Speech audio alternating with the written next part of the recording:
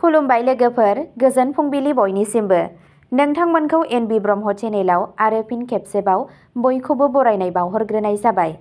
आं दिनै नोंथांमोननि सिगाङाव आरोबाव माखासे खौरां लानानै फैबावलायबाय। आसा खालामो नोंथांमोनहा खौरांखौ खोनासंनानै मोजां मोनगोन।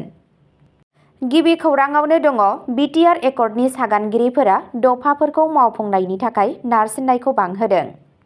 भारत सरकार, आसाम सरकार, BTC अथ'रिटि आरो एबसु, UBPO आरो XNDFI वेलफेयार एस'सिएशननि गेजेराव भिडिअ' कनफारेन्सनि गेजेरजों बृहस्पतिबाराव BTR गोरोबथानि दफाफोरखौ मावफुंनायनि सायाव ट्रिपखिय' नायफामफिननाय जथुम्मा खुंफुंनाय जायो। एबसुनि आफादगिरि दिपेन बर' बिथाङा थि समाव आरो गोख्रै बिथांखिफोरखौ मावफुंनाय BTC एबा BTRखौ बांसिन गावखुंथाय होनो थाखाय संबिजिरनि 6थि फारिलाइखौ सोदांनाय, गोबां गामिफोरखौ सोफादेरनाय, BKWSCखौ आबुङै गनायथि होनाय, गामिनि फोसावथाय होनाय, BKWSCनि थाखाय बिसायख'थि खुंनाय, कार्बि आंलंआव बर' कचारिफोरनो ST हाजोनि थामोनथा, फरायसालि आरो ओनसोलारि खालामनाय, FRA एक्ट 2006, बड'लेण्ड मुंख्लं नखरनो रां होनाय, केसफोरखौ बोखारनाय, सा 6 बारग' NDFI सोद्रोमाफोरखौ जेलनिफ्राय हगारनाय, 15 बिलियन रांनि सोलोंथायारि फसंथान गायसननाय आरो इनफ्रास्ट्राकचार जौगाखांहोनाय आरो आर्मि, पेरामिलिटारि गोहो, आसाम पुलिस बायदियाव थोंजों थिसननाय। बर' बिथाङा बुङो दि सावरायनायनि समाव गुवारै नायफामफिननाय जादों आरो मुंसाइ होग्रा आफादफोरा 6 बोसोर बारलांनायलाय गासै दफाफोरखौ थाबैनो मावफुंनो थाखाय नारसिनदों।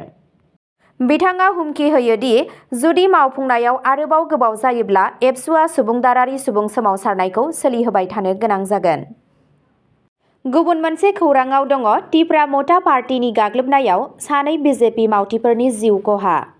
त्रिपुरानि हेजामारायाव अजद होनाय बादिब्ला तिपरा मथा पार्टी TMPनि मावथिफोरा गाग्लोबनायनि उनाव BJP दोलोनि 2 मावथिफोरा गोब्राबै जोखोम जादों। बारग' राजफोलेरनि फोलेर प्रदोत बिक्रम माणिक्य देबबर्मानि दैदेननाय थागिबि TMPआ मार्च 2024 मायथाइनिफ्राय BJP दोलोनि जुनियर बाहागोदारि जानानै दं। सासे पुलिस मावख'गिरिया फोरमायनाय बादिब्ला बुधबारनि मोनायाव BJP दोलोनि मावथिफोरा थागिबि सुबुं थानाय ओनसोलाव दोलोनि मावख' लुफुंनायखौ नायनायनि उनाव न' फारसे गिदिंबोफिनबाय थानाय समाव BJP दोलोनि मावथिफोरखौ गाग्लोबदों। बे गाग्लोबनायाव BJPनि बुथ आफादनि दुकिया देबबर्मा आरो दोलोनि मावथि हिरन देबबर्माया गोब्राबै जोखोम जायो। गुबुन मोनसे खौराङाव दङ गुवाहाटी नोगोरमायाव गान्जा फाननायनि दायाव गलानि बिगोमाखौ हमदों। दिसपुर पुलिसआ जयनगर ओनसोलाव आयेन बेरेखायै फेग्रा मुवा दोननायनि दायाव सासे गलानि बिगोमा मानिक देखौ खायो। बे अपारेशननि समाव रङियानि तुलासीबारिनि थागिरि 28 बोसोर बैसोनि दायनिगिरिखौ हमनानै लायो। पुलिसआ 471.61 ग्राम गान्जाजों लोगोसे 84 बान्डोल रलिं पेपार, मोनफ्रोमबो बान्डोलाव 64 सिटफोर बोखांनो हायो। गुबुन मोनसे खौराङाव दङ घुस लानायनि अजद फोरमान जानायनि उनाव फरायसालि इन्सपेक्टरखौ होखारनाय। आसाम सरकारा नलबारि जिल्लानि AES आरो बारग' फरायसालि नायदिंगिरि जत्सना रानी बर्मनखौ रां जाख्ल'नायनि दायाव हमनायनि उनाव साख्रिनिफ्राय बोख्लायदों।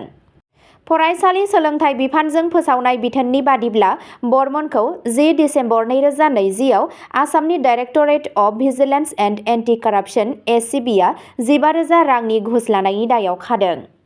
बिथांनि हेंथायै 2018 मायथाइयाव सोदांजानाय रां जाख्ल'नाय होबथानाय आयेन 1988 नि सेक्सन 7A आरो 13(2) नि सिङाव केस ACB PS केस नं 15/2020 रेजिस्टार खालामनाय जादोंमोन। बर्मनआ गावनि दोनथ'नाय समनि गेजेराव सिगांनिफ्राय होनाय जिउ राहानि अनसुंथाइनि अनगायै जेबो बेथन एबा भत्ता मोननांगौनि मोन्थाइ मोननाय नङा। गुबुन मोनसे खौराङाव दङ गान्जाजों लोगोसे 3 आइजो ड्राग्स फालांगिरिफोरखौ खायो। बशिष्टा पुलिसआ ड्राग्सनि सायाव सिग्रोमनानै 3 आइजो ड्राग्स फालांगिरिफोरखौ 6 किल'ग्राम गान्जाजों लोगोसे हमनो हायो। हमजानाय आइजोफोरनि मुंखौ जाहानारा बेगम, सकिना खातुन आरो आशा बेगम होननानै सिनायथि मोननाय जादों।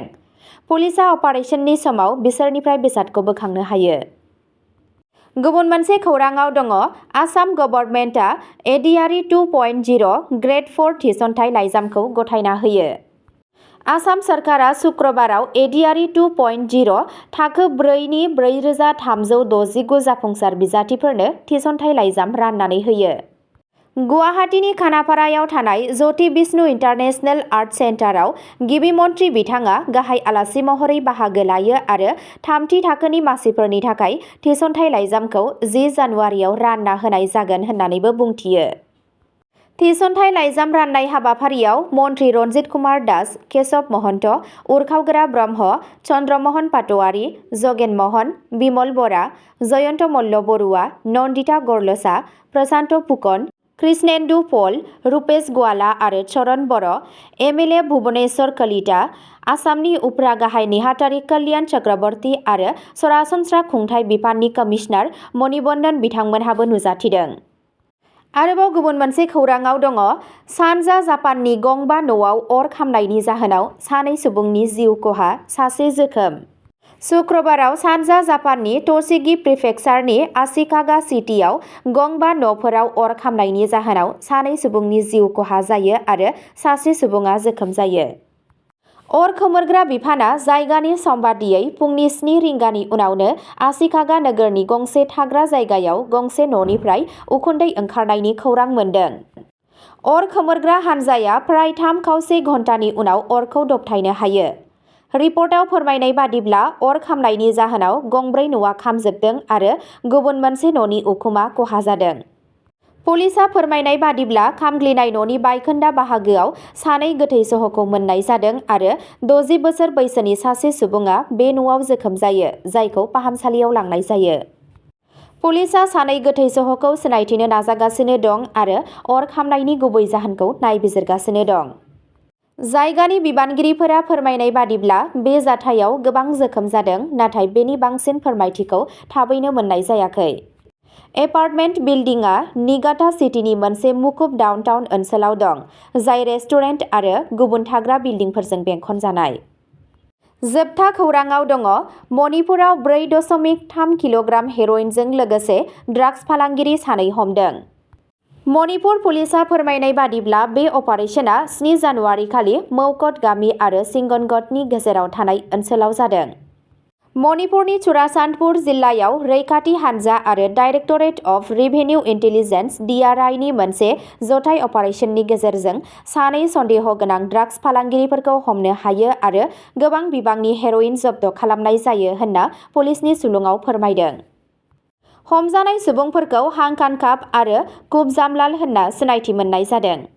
जथाय हानजाया सन्देह गोनां सुबुंफोरखौ हमनो हायो आरो 4.3 किल'ग्राम हेर'इन पाउडार बोखांनो हायो, जायखौ 320 साबोननि केसआव दोनखोमानानै दोननाय जादोंमोन। पुलिसआ बिसोरनिफ्राय गंसे साखा खबब्रै गारि बलेर' आरो गंसे साखा खबनै बाजाज एभेन्जार रेजिस्ट्रेशन नम्बर DL10SH3331 बो जब्द खालामदों। डाइरेक्टरेट अफ रेभिनिउ इन्टेलिजेन्सआ मोनसे केस थिसनदों, जाय होबथाजानाय मुवानि फुंखाखौ नागिरनो आरो मोनसे गिदिर फेग्रा मुवानि नेटवार्कजों जाथावना सोमोन्दोखौ सिनायथिनो थाखाय आरोबाव नायबिजिरनायखौ जागायदों। अब्ला दिनैनि खौराङा बेखिनियावनो जोबबाय। एसेनोसै, गोजोन्थों।